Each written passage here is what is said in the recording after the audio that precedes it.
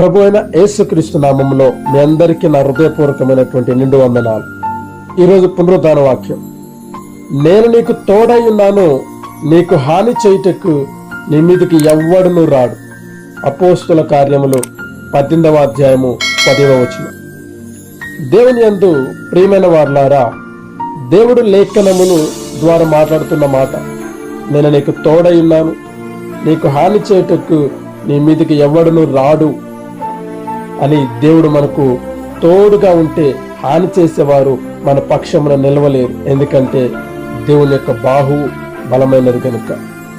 దేవునితో నీవు సహవాసము కలిగి ఉంటే నీకు దేవునికి మధ్య ఒక బలమైన బంధం ఏర్పడుతుంది.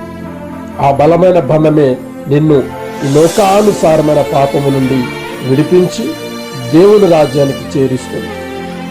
నీవు దేవునితో సహవాసం చేస్తున్న సమయంలో అపవాది అనేకమైన ఆటంకాలకు, శ్రమలకు గురి చేస్తాడు. అప్పుడు నీవు దేవుని యొక్క వాక్యాన్ని గుర్తించుకోవాలి. దేవుడు నాకు తోడుగా ఉంటున్నాడు గనుక నా మీదికి ఏ అపాయము రాదు అని. మనకు ఎదురయ్యే అపాయములను చూసి భయపడవద్దు. ఎందుకంటే అవి మనకు ఎదురుగా వస్తాయేమో కానీ మన మీదికి రావు. సర్వశక్తిమంతుడైన యేసయ్య ఆయన తన బాహువును చాపి అపాయమును తప్పించును. దేవుని నోట నుండి వెలువడి ప్రతి మాట నెరవేర్చబడుతుంది. ప్రియులారా, ఆనాడు అబ్రహాముతో దేవుడు చెప్పిన మాట అబ్రహాము జీవితంలో నెరవేర్చబడింది. ఈనాడు దేవుడు నీతో మాట్లాడుచున్నాడు, నేను నీకు తోడై ఉన్నాను అని, ఏ అపాయము నీ వద్దకు రాదు అని, ఎవ్వడునూ నీకు కీడు చేయడు అని. ఈ మాటలు నీ యందు నీవు విశ్వాసం ఉంచగలిగితే, ఈ మాటల యందు నీవు విశ్వాసం ఉంచగలిగితే ఈ వాక్యము నీ జీవితంలో నెరవేర్చబడుతుంది. దానియేలుకు దేవుడు తోడై ఉండటాన సింహాల బోనును పడవేసిన సింహాలు దానియేలును ఏమి చేయలేదు. దేవుడు తోడై ఉంటే ఏ అపాయము, ఏ హాని, ఏ కీడు మన దరికి చేరదు.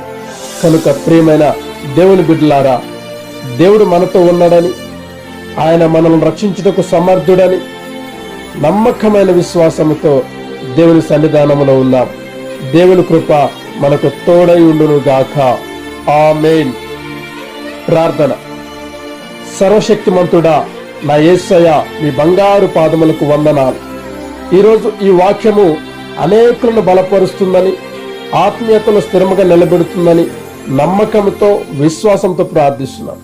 ప్రతి బిడ్డకు మీరు తోడుగా ఉండి వారి మీదకు వచ్చే అపాయాన్ని తొలగించమని, ఈ వాక్యం వింటున్న ప్రతి ఒక్కరిని మీరు జ్ఞాపకం చేసుకోనమని, నీ కృపల వారిని భద్రపరిచి, మీ కృపల వారిని స్థిరపరిచి సమాధానపరచమని యేసయ్య అతి ఉన్నతమైన నామమున, అతి పరిశుద్ధ నామమున అడిగి ప్రార్థిస్తూ ఉన్నాము తండ్రి. ఆమేన్.